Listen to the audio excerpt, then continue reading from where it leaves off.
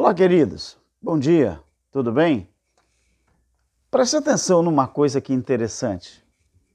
Preste muita atenção. Vamos desafiar aqueles que usam a Bíblia para enganar as pessoas? Vamos propor um desafio aqui para os estudantes da escatologia, mas não a escatologia plena, a escatologia consumada. Vamos fazer um desafio aqui? Primeiro, eu peço a inscrição no meu canal, eu peço o seu like, compartilhamento e também deixa aí na área dos comentários seu comentário, tá bom? Eu não vou aqui criticar ninguém, eu só quero colocar aqui o nosso entendimento. Preste atenção, meu querido. E além do mais, quando você se inscrever, você opte pela opção todas, ali no sininho da notificação, tá bom? Preste atenção. O que diz Gálatas no capítulo 3, o versículo 22, 23, 24 e 25. Olha só, Gálatas 3. Mas a Escritura encerrou tudo debaixo do pecado, para que a promessa pela fé em Jesus Cristo fosse dada aos que creem. Mas antes que a fé viesse, estávamos guardados debaixo da lei. Quem está dizendo isso aqui é Paulo. Quem disse isso aqui, na verdade, foi Paulo. Ele disse, mas a Escritura encerrou tudo debaixo do pecado, para que a promessa pela fé em Jesus Cristo fosse dada aos que creem. Mas, antes que a fé viesse, estávamos guardados debaixo da lei. Isso, estávamos, era eles, os judeus, e não os gentios. Estávamos debaixo, ele diz, estávamos debaixo da lei, encerrados para aquela fé que se havia de manifestar. Encerrados para aquela fé que havia de se manifestar. De maneira que a lei nos serviu de aio. Você sabe o que é aio, meu querido? Aio é ponte, aio é intermediário, aio é um canal de ligação. Mas, ele disse, de maneira que a lei nos serviu de aio para nos conduzir a Cristo, a fim de que, pela fé, fôssemos justificados, não mais pela lei. A lei, ela serviu de aio, ela serviu de ponte, ela serviu de intermediação, ela serviu de canal, ou seja, a lei foi um canal, foi uma ponte em que os judeus conseguiram atravessar para alcançar a fé, que agora não estavam mais debaixo da lei. Então, no versículo 24, ele diz, de maneira que a lei nos serviu de aio para nos conduzir a Cristo, a fim de que, pela lei, fôssemos justificados. Mas, depois que a fé veio, já não estamos debaixo do aio, ou seja, da lei. Paulo estava dizendo aqui, meus queridos, aos crentes da Galácia, que a lei ela tinha um poder total, enquanto a fé não vinha. A fé, quando ela chegasse, nenhum judeu mais poderia permanecer debaixo da lei, ou seja, debaixo desse aio. Então, o que acontece? Paulo, ele disse que todo aquele que continuasse debaixo da lei, mesmo depois que a fé veio, estava debaixo de maldição. No capítulo 3, se você olhar a partir do versículo 11, ele diz, é evidente que pela lei ninguém poderia ser justificado. Ninguém será justificado. Será aqui é o tempo verbal presente, quando foi escrito, porque o templo ainda estava de pé. Então é evidente que pela lei ninguém seria justificado ou poderia ser diante de Deus, porque o justo viveria pela fé. Aí ele diz: ora, a lei não é da fé, mas o que fugir a essas coisas, por ela vai ter que viver. Cristo ou seja, Cristo resgatou eles da maldição da lei, fazendo-se maldito por eles, porque está escrito: maldito todo aquele que for pendurado no madeiro, porque Cristo ele morreu quando a lei estava de pé. Cristo morreu pela lei. Quem matou Cristo foi a lei. Quem matou Cristo foi o sistema religioso.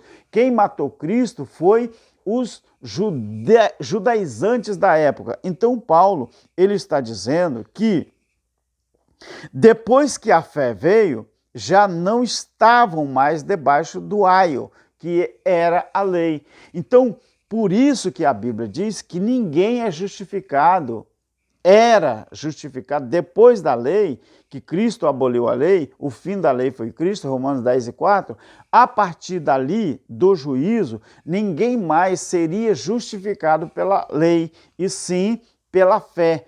Então, se você observar, a grande tribulação, que foi o grande juízo de Deus sobre a nação de Israel, a grande tribulação, eles foram julgados pelas obras. Eles teriam que comparecer perante o tribunal de Cristo, que era o juízo, e muita gente compareceu. Comparecer aqui é presenciar. Então, se os pregadores do sistema religioso, os pregadores hoje que você vê aí pregando que o Apocalipse ainda vai cumprir e que também a grande tribulação ainda vai acontecer, mas então eles estão extremamente errados, porque o julgamento do Apocalipse, toda a história apocalíptica, ela foi feita um julgamento baseado nas obras dos judeus. Então, esse Apocalipse, se ainda fosse cumprir, então ele não poderia cumprir mais nos dias atuais. Por quê? Porque não foi pela fé que agora as pessoas foram justificadas. Então, por que o Apocalipse deveria acontecer ainda, se o julgamento do Apocalipse foi pelas obras? E a Bíblia diz que pelas obras ninguém mais seria julgado. Até porque o Apocalipse, ele marcou um período. O Apocalipse foi a transição, não é? Da graça para o evangelho eterno. Então, se as pessoas não acreditam que nós vivemos a era do evangelho eterno, então eles têm que acreditar que o homem ainda tem pecado, que Cristo falhou na cruz, que o julgamento, então, bíblico do Apocalipse, ele está errado, porque aquele julgamento seria feito baseado nas obras e não na fé de ninguém. Então, é muita contradição, é muito barulho para pouco efeito. Então, só quem é alcançado, atingido pelo efeito da pregação futurista são as pessoas que não gostam de estudar a Bíblia, não prestam atenção nos pormenores, e por isso nós estamos aqui, meus queridos, na plataforma do YouTube, nas redes sociais, tentando colocar aqui uma coisa em que muita gente não tem noção ainda. Ou seja, nós não estamos querendo transformar o raciocínio de ninguém. Nós não queremos que as pessoas criem uma guerra, não é? Uma guerra de entendimento, uma guerra de conhecimento. Não, nós passamos o nosso entendimento para que as pessoas pesquisem e raciocinem e analisem a Bíblia segundo aquilo que está escrito. Então, se Paulo disse, depois que veio a fé, capítulo 3 de Gálatas, versículo 25, depois que veio a fé, já não estamos mais debaixo do aio, ou seja, debaixo da lei. Então, quem vive ainda praticando as leis das ordenanças, como era no passado, ainda não entenderam que Cristo, ele morreu justamente para fazer essa transição. Então, alguém tem que admitir que quem vive pela lei ainda consegue dizer que vivem pela lei, fazendo as obras da lei, então tem que admitir também que Cristo não resolveu nada na cruz, o juízo, não é, do ano 70, ele não teve validade, e Apocalipse, capítulo 14, versículo 6, é mentira. Então, o Apocalipse, capítulo 14, versículo 6, nós vemos ali o anjo recebendo do próprio Eterno vamos dizer assim, o Evangelho Eterno. A divulgação ali que o anjo recebeu não foi para pregar o Evangelho Eterno. Ele falou: proclame sobre toda a terra, sobre toda a tribo, sobre toda a lei, o Evangelho Eterno. Proclamar é o quê? É fazer conhecer. Ou seja, todo mundo, toda a terra, aí abrange os 5 continentes da terra, todo o reino da terra, que o período do Evangelho Eterno é o período do Apocalipse 21.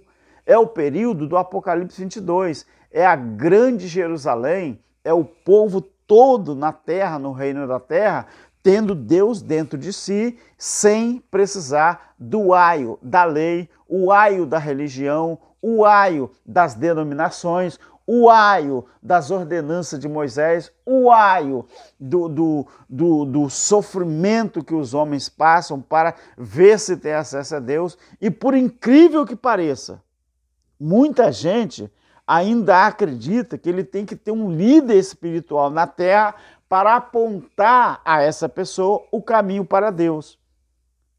Por incrível que pareça, meus queridos, por incrível que pareça, os líderes religiosos muitas das vezes são piores do que os membros da chamada igreja, mas ele insiste que ele tem que mostrar o caminho para Deus às pessoas. Olha que situação em que estamos vivendo. Então, mas por quê? Porque as pessoas não gostam de estudar a Bíblia e também não gostam de pegar a Bíblia e fazer um estudo minucioso para que ele possa entender que o homem ele já está avançado no que diz respeito ao mundo espiritual, porque nós já passamos por diversas fases, espiritualmente falando, até que chegamos ao Evangelho Eterno, o período em que a essência de Deus está dentro de nós. O aio já acabou, o aio já aconteceu. Nem eu e nem você precisamos mais disso. Sabe por quê? Porque Deus, a sua essência, habita dentro de nós. Ou você entende a palavra, ou você vai continuar na mesmice. Tá bom? Um abraço a todos.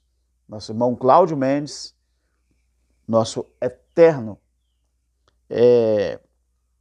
imbatível, esse homem que está em todas as redes sociais, falando do Evangelho Eterno, e muita gente está entendendo.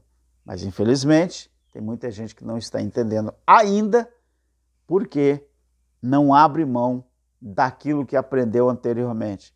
Querido, vai um conselho aqui.